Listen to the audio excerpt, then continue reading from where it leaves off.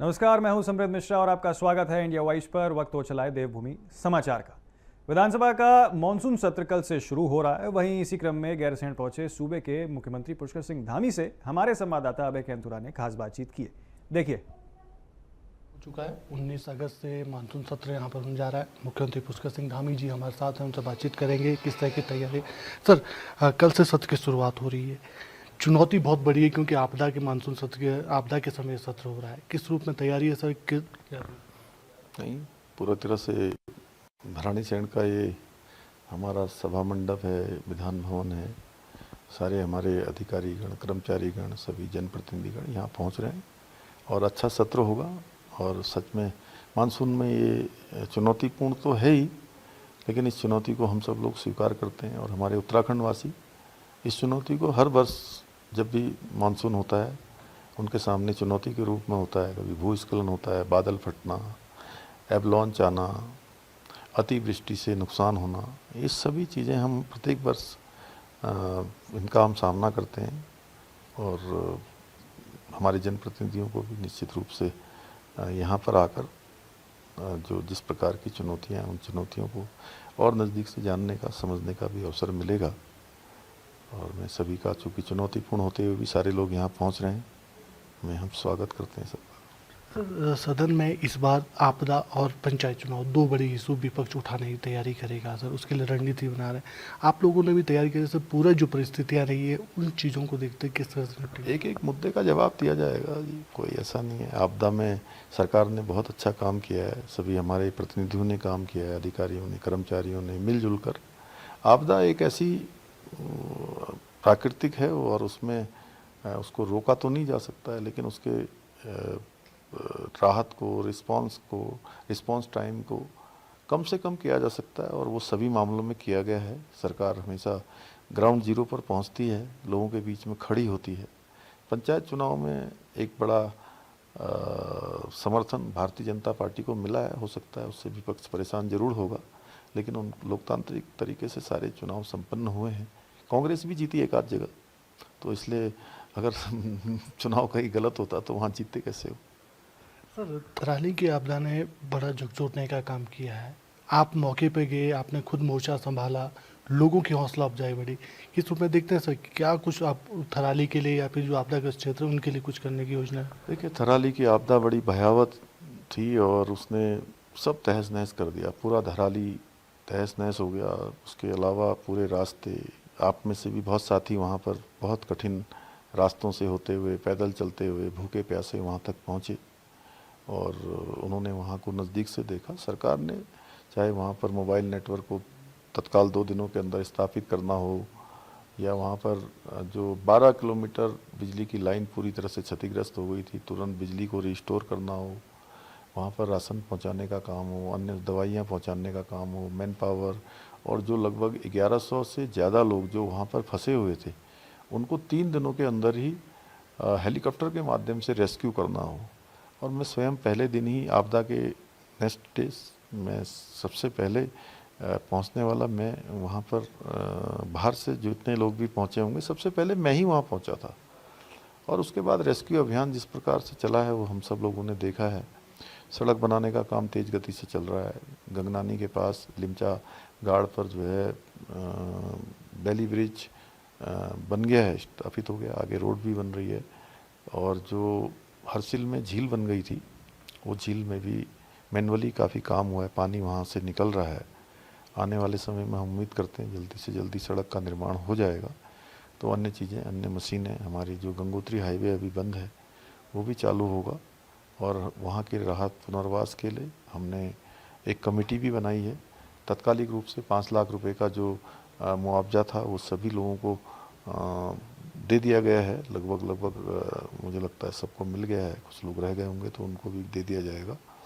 और एक बड़ी योजना पर हम काम कर रहे हैं कि वहाँ के लोगों को हर संभव सहायता करें, उनका पुनर्वास करें, उनकी जो भी अच्छी से अच्छी सहायता हो सकती है वो भी करें। और इसके अतिरिक्त भी हमारे बहुत सारे गांव, जैसे जनपद पौड़ी में पैठानी के पास भरसार से आगे सैजी गांव है, वो भी पूरी तरह से लगभग 22 स्थानों पर वहाँ बादल फटने की घटना हुई। बड़ा खतरनाक उस गांव का, वो उस गांव में भी मैं गया, मैंने वहाँ के लोगों से मिला है। ऐसे अन्य गांव भी हमारे, उसके आसपास के भी कई गांव हैं। उन सभी गांवों को हम जो है राहत पुनर्वास अच्छे से अच्छा देंगे, हर संभव उनके साथ खड़े रहेंगे। सर, सारकोट गांव को आपने गोद लिया था, उसकी तस्वीर बदल गई, आज वो एक आइडल गांव के रूप में लोग उसको देख रहे हैं। दूसरे गांवों के लिए भी आपने अधिकारियों को भी कहा था, मंत्रियों को कहा था कि गोद लें ताकि गांवों की तस्वीर बदल सके। नहीं, देखिए, मैंने अधिकारियों को कहा है कि वो पहला स्थान जहां उन्होंने अपनी जो हमारे एक वेतनमान के जो IAS अधिकारी हैं, वो सभी एक अपना पहला स्थान जहां उन्होंने नौकरी की शुरुआत की है उसको अडॉप्ट करें और अपनी जो नौकरी के दौरान, उनके सेवा के दौरान जो उनको अनुभव प्राप्त हुए हैं वो लगाकर उसको व्यवस्थित करने का काम करें, वहाँ का सौंदर्यीकरण करें, जो सुविधाएं वहाँ पर नहीं हैं उन सुविधाओं को वहाँ पर इस्टेब्लिश करने का काम करें। और सभी मुख्य विकास अधिकारियों को कहा है कि जो है सारकोट गांव का 2 दिन का भ्रमण करें, जिससे कि प्रत्येक जनपद में इसी की तर्ज पर 2-2 ग्राम पहले चरण में और विकसित किए जाएं और सारकोट की तर्ज पर बनाए जाएं। सर, आखिरी सवाल, आपने मदरसा एक्ट को खत्म करने की बात कही है, उसके लिए कैबिनेट ने कहा, अब नई तैयारी किस रूप में रहेगी ताकि सर शिक्षा एक समान हो सके? ये इसीलिए किया गया है कि इसका विस्तार हो और सभी को शिक्षा का अधिकार मिले। अल्पसंख्यक समुदाय में केवल एक समुदाय नहीं आता है, उसमें हमारे सिख भी आते हैं, बौद्ध भी आते हैं, ईसाई भी आते हैं, फारसी भी आते हैं, जैन भी आते हैं। उन सभी को भी इसका जो लाभ है वो मिलना चाहिए, उनको भी इसके अंतर्गत लिया जाना चाहिए।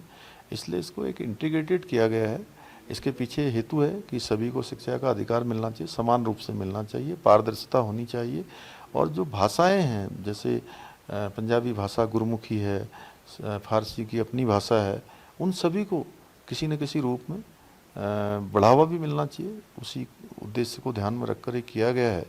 पिछले दिनों संदिग्ध अवस्थियों में जो लोग पाए गए हैं, उसके बाद हमको ये निर्णय भी लेने को मजबूर होना पड़ा है इस प्रकार का। थैंक यू सर, बातचीत करने के लिए। मुख्यमंत्री जी ने साफ तौर पर कहा है कि चाहे गैरसैंण का विषय हो या राज्य के दूसरे विषय हो, उन विषयों पर सरकार काम कर रही है। आपदा में भी लोगों की कैसे लाभ पहुंचाया जाए, उसके लिए भी सरकार को, अधिकारियों को निर्देश दे दिया गया। और ये कहा जा सकता है कि आने वाले समय में और सुखद परिणाम उत्तराखंड में देखने को मिलेंगे। कैमरामैन हसुन साथ अभय कैंतुरा, इंडिया वाइस, भराड़ी से। भराड़ीसैंण में कल से शुरू होने जा रहे उत्तराखंड विधानसभा के मानसून सत्र को लेकर तैयारियां पूरी कर ली गई हैं। इसी को लेकर संसदीय कार्य मंत्री सुबोध उनियाल से खास बातचीत हमारे संवाददाता अभय कैंतुरा ने की है, देखिए। विधानसभा के मानसून सत्र की तैयारी पूरी हो चुकी है। हमारे साथ बातचीत करने के लिए हैं संसदीय कार्य मंत्री सुबोध उनियाल जी, उनसे बातचीत करेंगे। सर, सत्र को लेकर बड़ी उम्मीद इस बार है, क्योंकि आपदा के टाइम पे सत्र हो रहा है, बड़ी चुनौती आपदा की भी है। किस तरह की तैयारी है, कितना आप लोगों ने होमवर्क अपना पूरा कर लिया? सबसे बड़ी चुनौती तो थी गैरसैंण में सत्र करना, और सरकार ने सबसे बड़ी चुनौती को स्वीकार किया और गैरसैंण में सत्र करने जा रही है। बाकी पूरी तैयारी सदन में है सरकार की, जो भी सवाल पूछे जाएंगे उनका प्रॉपर जवाब दिया जाएगा, और इसके अलावा जो कुछ आवश्यक और महत्वपूर्ण विधेयक हैं उनको पारित करने के साथ साथ अनुपूरक बजट भी इस सत्र में लाने का काम सरकार करेगी। सर, हर बार विपक्ष कुछ ना कुछ इशू जरूर बनाता है। इस बार भी उन्होंने आपदा और पंचायत चुनावों को बड़ा मुद्दा बनाने की बात कही है। यहाँ तक कि खुद प्रीतम सिंह जी, जो कांग्रेस के वरिष्ठ विधायक हैं, वो ये कहते हैं कि कार्य मंत्रणा समिति की बैठक में क्यों जाना, जब वहाँ पर तय कुछ और होता है, सदन के भीतर तय कुछ और किया जाता है। देखिए, अफसोस इस बात का है कि विपक्ष केवल विरोध करने के लिए विरोध कर रहा है। आपदा जैसी परिस्थिति में अगर आप जनता के शुभचिंतक हो तो निश्चित रूप से एक बेहतर संदेश जाता कि अगर विपक्ष भी सरकार के साथ खड़ा होकर आपदा में राहत पहुंचाने में अपनी भागीदारी निभाता। आपदा का राजनीतिकरण करना ये इनकी कुंठित मानसिकता का प्रतीक है। जहाँ तक चुनावों की बात है, आप स्वयं देखिए कि 11 जो रिजल्ट्स आए हैं उनमें एक जगह कांग्रेस जीती है और 10 जगह लोगों ने भारतीय जनता पार्टी को समर्थन दिया। अब ये कहते हैं गुंडई से हमने ये किया, तो देहरादून जहां पर ज्यादा फोर्स हम पे उपलब्ध है, देहरादून जहां पर हम पे ज्यादा अधिकारी उपलब्ध हैं, वहां की सीट कांग्रेस कैसे जीत गई? देखिए, ये खिसियानी बिल्ली खंबा नोचे है, और कहीं ना कहीं ये लोग इसका राजनीतिकरण करके जनता को गुमराह करने का प्रयास कर रहे हैं। पर जनता बहुत समझदार है। यही कारण है कि जनता ने लगातार 2017 के बाद 2022 में भी भारतीय जनता पार्टी को सारे मिथकों को तोड़ के दोबारा सत्ता देने का काम किया। सर एक चीज़ का है, जो मंत्रियों का जो होमवर्क होता है उसको लेकर विपक्ष हमेशा सवाल खड़े करता है। पिछली बार देखा था, पीठ ने भी निर्देश दिए थे। इस बार सर आपके पास पूरे सदन की रहेगी, क्योंकि संसदीय कार्य मंत्री आप हैं, चुनौती बड़ी रहेगी सर। किस रूप में, क्या मंत्रियों को भी आपने बोला है सर कि अधिकारियों के माध्यम से पूरा होमवर्क कर लिया जाए ताकि सभी प्रश्नों का संतोषजनक जवाब आ सके? देखिए, मंत्रियों को सवाल ये है कि राजनीतिक व्यक्ति को, और खासकर जब सरकार में आपकी भूमिका हो, तो अपने विभाग के लेकर के पूरी तरह से तैयार रहना चाहिए कि ताकि विभाग, क्योंकि विभाग के संबंधित सवाल का जवाब देने के लिए अगर मंत्री पूरी तरह से तैयारी करके आएगा तो निश्चित उसका सम्मान भी बढ़ेगा। तो मुझे पूरा विश्वास है कि सारे मंत्री प्रॉम्प्ट होकर आएंगे और सरकार हर सवाल का जवाब देने को तैयार है।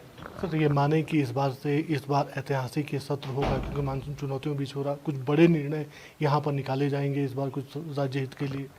देखिए, मैंने आपसे कहा कि 11-12 विधेयक और राज्य हित के ही विधेयक हैं जो लाए जा रहे हैं, और सरकार का काम ही राज्य हित में काम करना होता है। तो निश्चित रूप से सरकार अपने धर्म का पालन करते हुए राज्य हित में हमने गैरसैंण में जो सत्र करने का निर्णय लिया था उसको भी हम पूरा करने जा रहे हैं।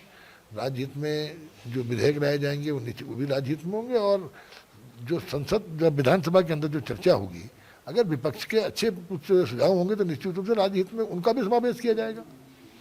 थैंक यू बातचीत करने के लिए। संसदीय कार्य मंत्री सूर्य कुमार जी ने साफ तौर पर कहा है कि जो विषय सदन के बीच में आएंगे उनका संतोषजनक जवाब दिया जाएगा। अगर विपक्ष चर्चा कराना चाहता है तो सरकार उसके लिए भी तैयार है। अब देखना यही होगा कि 19 अगस्त से शुरू हो रहा मानसून सत्र किस रूप में आगे बढ़ता है और विपक्ष कितना सहयोग इस सदन की कार्रवाई को चलाने के लिए कर पाता है। कैमरामैन सुनील साथ अभय कैंतुरा, इंडिया वाइज, देहरादून।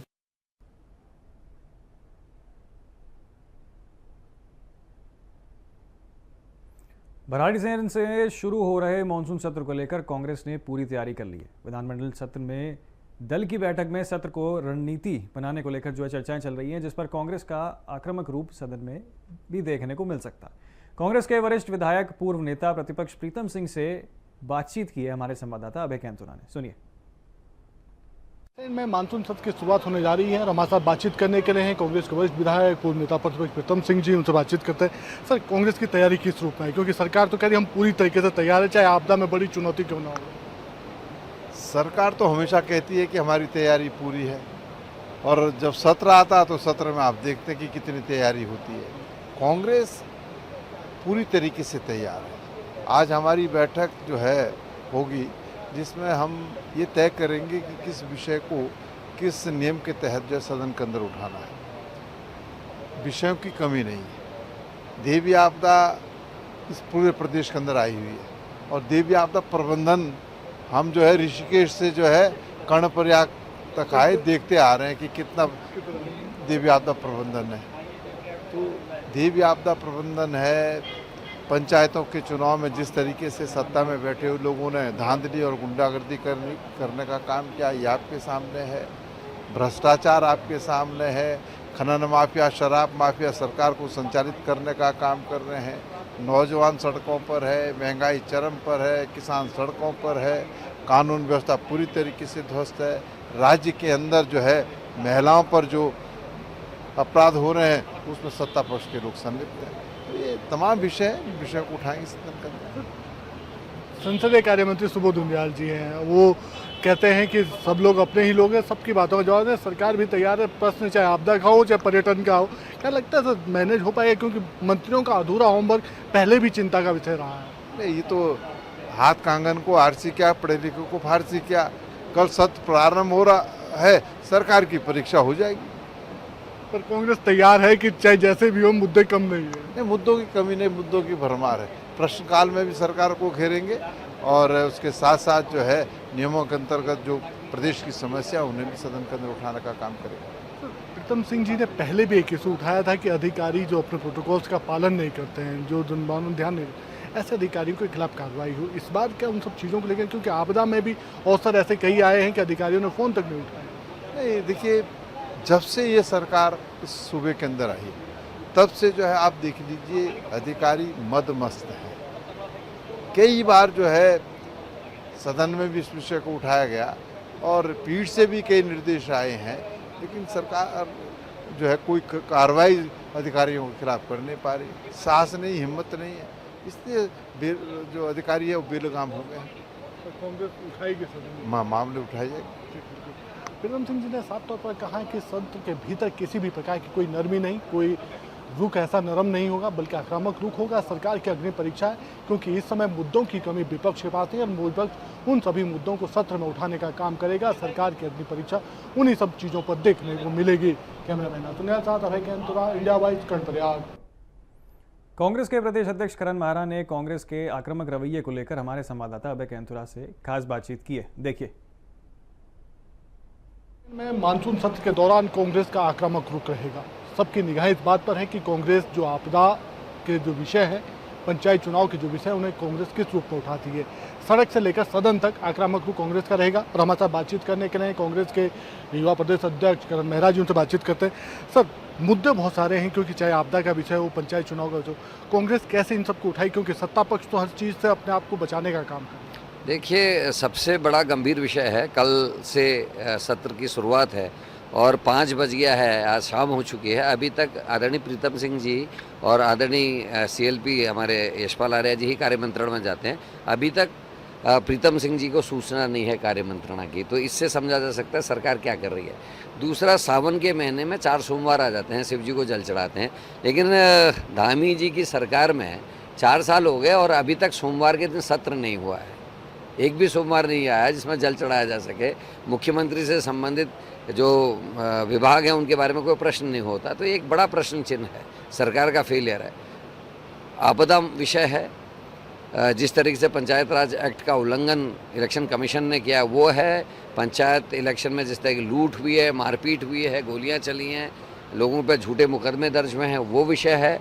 उसके अलावा लॉ एंड ऑर्डर बहुत बड़ा इशू है इस प्रदेश का, खनन है। ये सारे विषय जो है सदन में उठाए जाएंगे और हम तो चाहते हैं कि लंबा सदन चले, लेकिन सरकार की नीयत पहले से ही सही नहीं लग रही। नहीं तो कार्यमंत्रणा की सूचना कम से कम विपक्ष के सीनियर लीडर्स को मिल जाती है।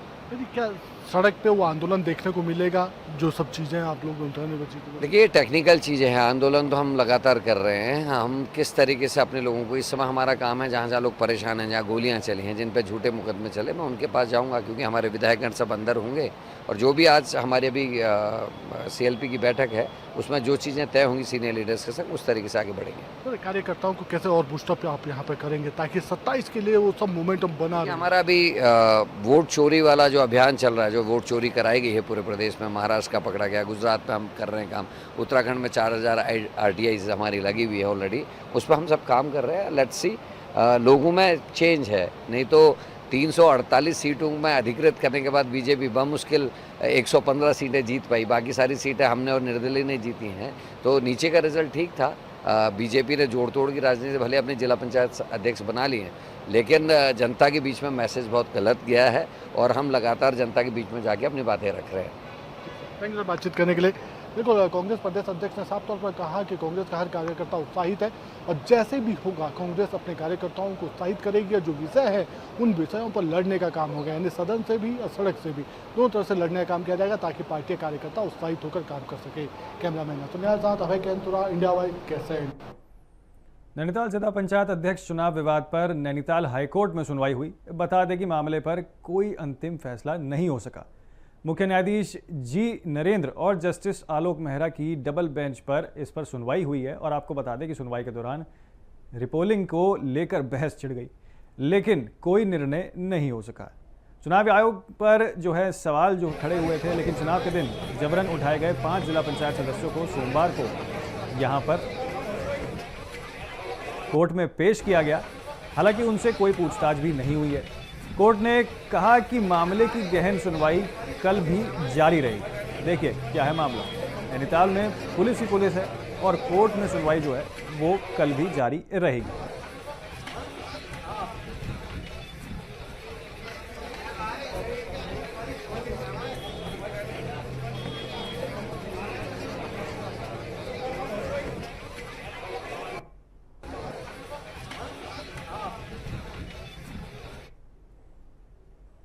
उत्तराखंड में बरसात लगातार मुसीबत बनी हुई है। पहाड़ी की बात की जाए तो लोग जो है लगातार परेशान हो रहे हैं और चीज़ें बाधित हो रही हैं। चारधाम में एक से एक धाम, केदारनाथ धाम मार्ग में भी पहाड़ी से पत्थर आने के कारण मार्ग जो है वो पूरी तरह बाधित हो चुका है, जिसने दर्शन करने आए श्रद्धालुओं के आने जाने का रास्ता जो है बाधित हो गया। हालांकि मार्ग में मशीनों द्वारा पत्थर मलबा हटाने का कार्य जो है वो लगातार जारी है।